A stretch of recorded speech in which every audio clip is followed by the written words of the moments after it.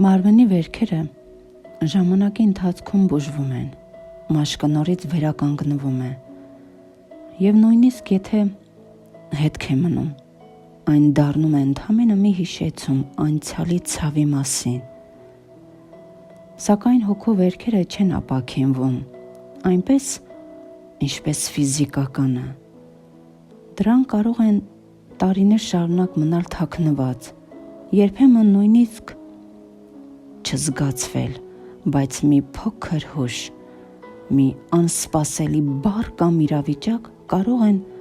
կրկին արթնացնել ցավը։ Հոգու վերքերը ձևավորվում են տարբեր իրավիճակներում՝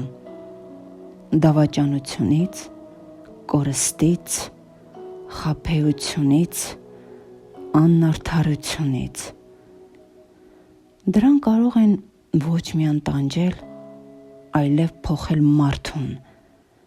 Շատերը դառնում են ավելի զգուշավոր, անվստահ, անգամ անտարբեր։ Ոմանք չկարողանալով հաղթահարել իրենց վերքերը, կորցնում են կյանքի հանդեպ հավատը, մինչդեռ ուրիշները ուժ են գտնում այդ ցավից նոր մարդ դառնալու համար։ Կարելի ասել, որ հոգու վերքերը մարդու կյանքի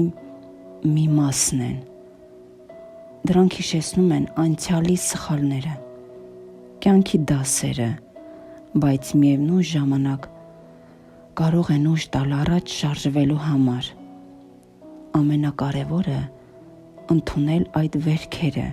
սովորել ապրել դրանց հետ և չթողնել, որ դրանք կառավարեն մեզ։